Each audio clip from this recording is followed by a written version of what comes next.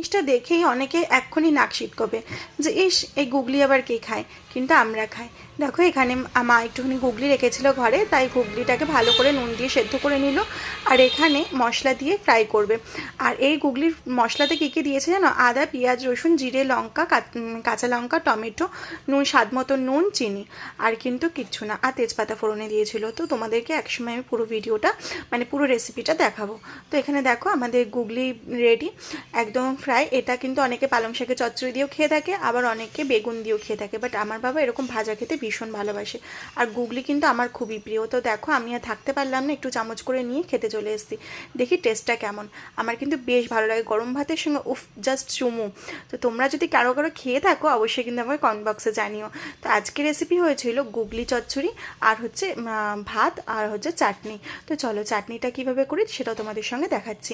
এখানে দেখো আম কেটে নিয়েছি ছোট ছোট পিসেস করে, 4 পিস মতো। পড়তে না পড়তে আমের চাটনিটা কিন্তু বেশ ভালো লাগে।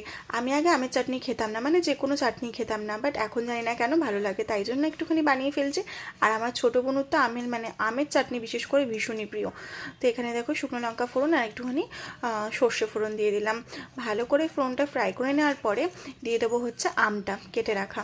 আমের ছোকলাগুলোও কিন্তু আমি ছাড়িয়ে নিয়েছিলাম, কেন বলো তো?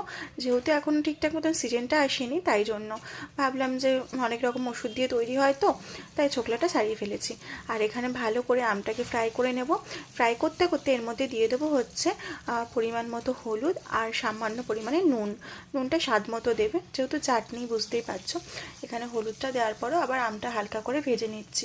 ভেজে নেওয়ার পরে এবার দিয়ে দেবো হচ্ছে পরিমাণ মতো নুন। তো দেখো এখানে আমটা প্রায় ভাজা ভাজা হয়েই এসছে। এই দেখো নুন দিয়ে দিলাম। তো এবার নুনটা দেওয়ার পরে আমটা একটুখানি সেদ্ধ হবে, নুনটা এই জন্যই দিলাম আগে আমি।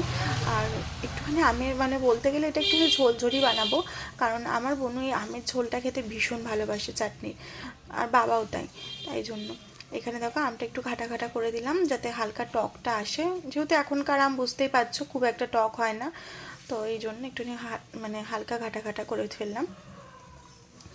তারপর দিয়ে দেবো হচ্ছে চিনি। আর বেঁচে থাকা যদি নকুল দানা বা বাতাসা থাকে সেটাও কিন্তু দিতে পারো, কিন্তু আমরা তো এটা আঁশের সঙ্গে খাবো, মানে গুগলি যেহেতু হয়েছে তাই জন্য ঠাকুরের নকুল দানাটা আর কি দিলাম না। এখানে ঘরে চিনি ছিল তো চিনি দিয়ে রান্নাটা করছি। হালকা চিনিটা দিয়ে নাড়াচাড়া করার পর দিয়ে দিলাম হচ্ছে জল। এ দেখো জলটা দিয়ে দিয়েছি। তো তোমরা কারা কারা এই গরমে আমের চাটনি খেতে ভালোবাসো অবশ্যই কিন্তু কমেন্ট বক্সে জানিও। ভালো লাগলে একটা লাইক কমেন্ট শেয়ার করে দিও, আর চ্যানেলটাকে প্লিজ প্লিজ সাবস্ক্রাইব করে দিও। চলে আসবো আবার নতুন ভিডিওর সঙ্গে। আর এরকম আমের চাটনি খেতে মানে ঝোল ঝোল চাটনি খেতে কারা ভালোবাসো অবশ্যই কিন্তু কমেন্ট বক্সে জানিও। ভালো লাগলে অবশ্যই